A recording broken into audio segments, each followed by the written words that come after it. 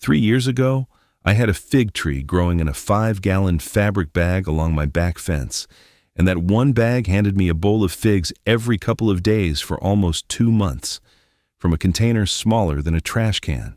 Here's the thing, most folks believe fruit trees need land, and they just don't. So I pulled together 21 fruit trees that actually load up with fruit in a small pot, picked for one reason only. I've either grown them myself or watched Gloria grow them on her balcony for years. We'll work our way from 21 down to number 1, and keep watching, because somewhere near the end, there's one tree I almost left off the list until I realized it fruits faster than anything else I've ever grown. Here's the thing about this list. Every single tree on it earned its spot one way. Either I grew it myself, here in Sacramento, in a pot or a fabric grow bag, or I watched Gloria grow it on her San Francisco balcony for years. No theoretical picks, nothing I haven't seen load up with fruit with my own eyes. We're going to work our way down, 21 to number 1, and I'll be honest with you up front. Number 1 is the tree I've personally proven more than any other, the one that started this whole idea for me. And somewhere near the end, before we get there, I've got that tree I almost cut from the list, the one that fruits faster than anything I've ever grown. Stick around for that one, because the surprises are scattered all through this list, not just at the top. None of this is about land, and none of it is about money. It's about the right tree in the right pot. Like Gloria taught me, you don't need a yard, you need a window. Let's get into it. Number 21, the dwarf pomegranate, the variety called Nana. This was one of the first trees I tried to squeeze into a tiny pot, and it surprised me. I had it growing in a 3-gallon pot on my back patio, smaller than most folks would believe, and it still set real fruit. The pomegranates come in small, about the size of a golf ball, but they're real, and the plant flower's a fiery orange that Pepper likes to nap underneath. It stays compact without much fuss from me. For a first container tree, it builds your confidence fast, and confidence is most of the battle. But while the pomegranate stays cheerfully ornamental, the next tree earns its keep nearly every month of the year. Number 20, the Calimandan orange. I've never grown this one myself, but Gloria has had one on her San Francisco balcony for as long as I've known her, and that little tree almost never quits. It fruits close to year-round, small orange fruit you could mistake for an ornamental, except these are sour, mouth-puckering sour. Gloria turns hers into marmalade every winter, and she always sends me home with a jar. She keeps it in a pot you could lift with 2 hands. Most folks find Calimandan shrugs off the cool, damp coastal air better than the sweeter citrus. It's proof that a balcony with morning sun can carry a fruiting tree for decades. Speaking of citrus that loves a pot, the next one is the tree I'd hand a complete beginner first. Number 19, the Meyer lemon. This is the classic container citrus, and for good reason. On a dwarf rootstock, a Meyer stays small enough to live happily in a 5-gallon pot, and it'll still hand you dozens of lemons in a good year. I'm talking real fruit, sweeter and thinner skinned than a grocery store lemon, hanging heavy on a tree barely waist high. Here's the thing about Meyers in pots. They actually like being a little snug at the roots, and they flower in flushes, so you get fruit and fragrant blossoms at the same time. That smell alone is worth the pot. And if you think a lemon's impressive in a container, wait until you meet the citrus you can eat whole, skin, and all. Number 18, the kumquat. This is the cold-hardiest citrus you can grow, which matters out here when our winter nights dip lower than people expect. You eat the whole thing, skin and all, and the trick is that the peel is sweet while the inside is tart. So every bite is a little argument with itself. I love that. A kumquat in a pot is a heavy producer for its size, loading up with dozens of those little oval fruits right around the holidays. Gloria keeps one too, and hers throws so much fruit she props the branches up with chopsticks. For a small tree that takes the cold and pays you back in winter, it's hard to beat. But the next tree comes with thorns, so handle it with respect. Number 17, the Pears lime, sometimes sold as a key lime depending on where you shop. I'll be honest with you, this one's thorny, and I've drawn blood reaching into mine. But it's productive in a container, and there's nothing like walking out to your own pot and twisting off a lime for dinner. The thing to know is that limes are the most cold-sensitive citrus on this list. So when we get a real cool snap here in California, I drag mine under the patio cover or up against the warm south wall of the house. Treat it right, and a 5-gallon pot will keep you in limes most of the year. Now we leave the citrus behind, because the next tree grows in a shape you've never seen on a fruit tree. Number 16. The columnar apple, the urban types grown on M27 dwarfing rootstock. This one grows straight up like a green broomstick, maybe 2 feet wide, and that's it. So you can line a few of them along a balcony rail. The fruit forms right against the main trunk on short spurs. Here's the one catch, and it's a real one. Most apples need a second apple variety nearby to pollinate, so plan on 2 pots, not 1. I learned that the slow way, waiting a whole season for fruit that never came because I only had the one. Keep that pollinator rule in your back pocket because it's going to come up again before we're done. The next tree gives you full-size fruit on a tree shorter than you are. Number 15, the genetic dwarf nectarine, the variety Necta Z. Now, this isn't a normal nectarine that somebody pruned hard. It's genetically dwarf, meaning it naturally stays 4 to 6 feet tall with the leaves bunched close together, and yet it gives you full-size nectarines. Real ones, dripping down your wrist. I've grown mine in a 15-gallon container along the fence, and the first summer it fruited, I couldn't believe a tree that short was carrying that much. It looks almost like a bonsai that forgot it was supposed to stay miniature. If you've only got room for 1 stone fruit on a patio, this is a contender. And its cousin, just 1 number down, does the same trick with peaches. Number 14. The genetic dwarf peach, Bonanza. Same idea as the nectarine we just covered, only this one's self-fertile, so you don't need a partner tree the way you do with those columnar apples. A Bonanza tops out around 4 feet and still gives you full-size, fuzzy, sweet peaches. I think of it as the lazy gardener's stone fruit because it asks so little. Pretty pink blossoms in spring, peaches by summer, all on a tree you can prune standing flat-footed. Gloria's never bothered with stone fruit on her balcony. This one's all mine, and it's earned its spot in my rotation. Now, if peaches and nectarines feel too thirsty for you, the next tree is a tart little workhorse. Number 13, the bush sour cherry, the varieties Romeo and Carmine Jewel. These were bred to grow as a bush, not a towering cherry tree, which means they're container-friendly and self-fertile, so 1 pot does the job all by itself. The fruit is tart, perfect for pies and preserves rather than eating off the branch by the handful.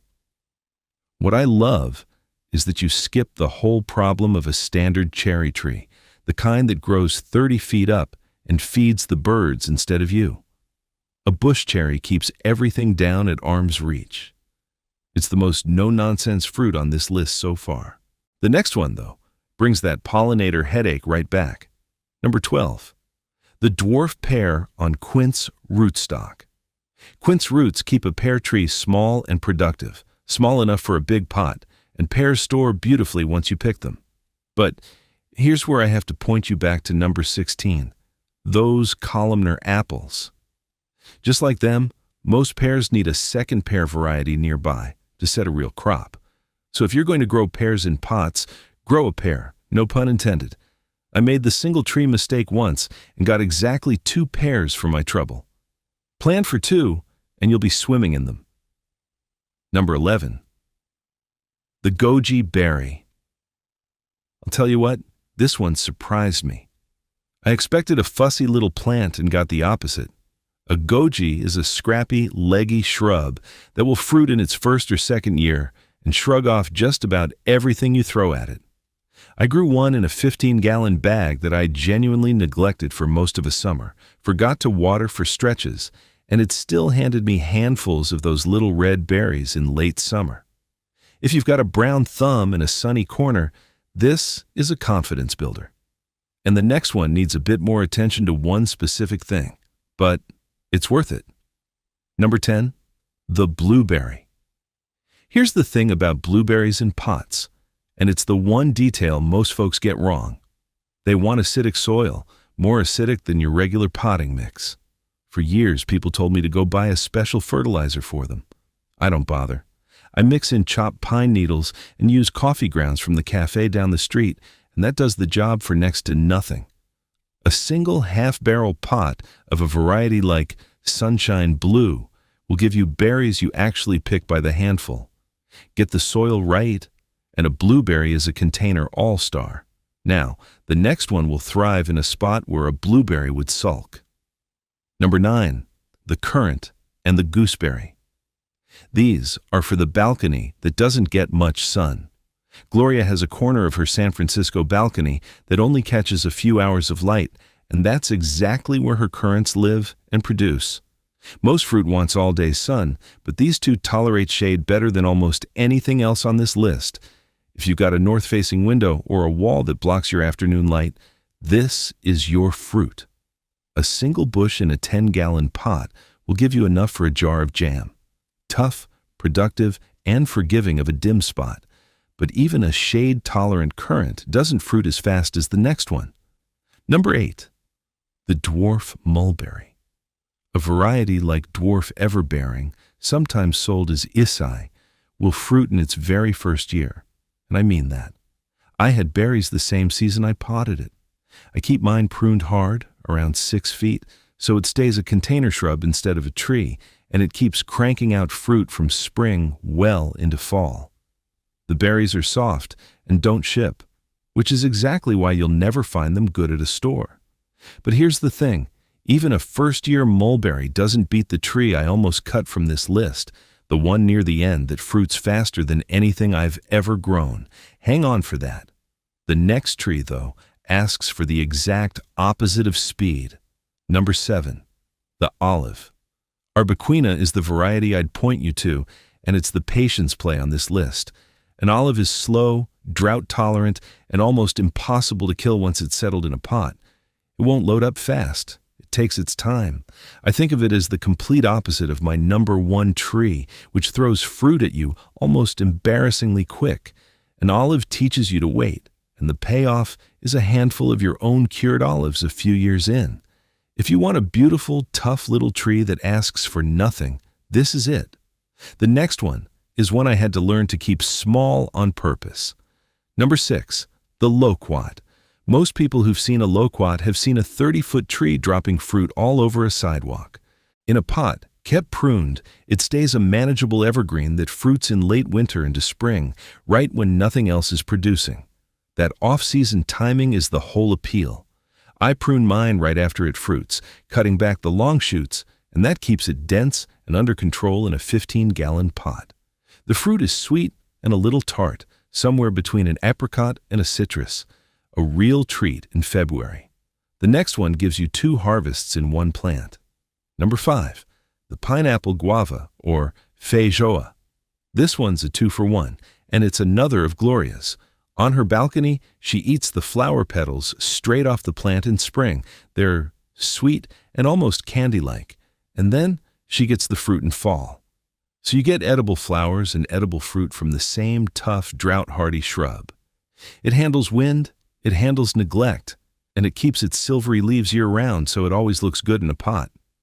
Gloria's been growing hers for over a decade in a container that's seen better days, beautiful and productive. The next one needs to come inside when the weather turns.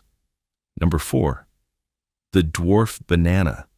Yes, you can grow bananas in a pot, and a dwarf Cavendish will actually fruit in a 15-gallon container.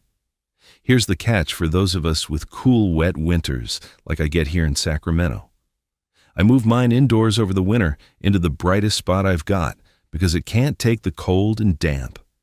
Give it warmth, sun, and steady water in the growing season, and you'll get a real hand of bananas off a plant shorter than you are. It's the most fun plant on this whole list to show people. The next one climbs instead of stands.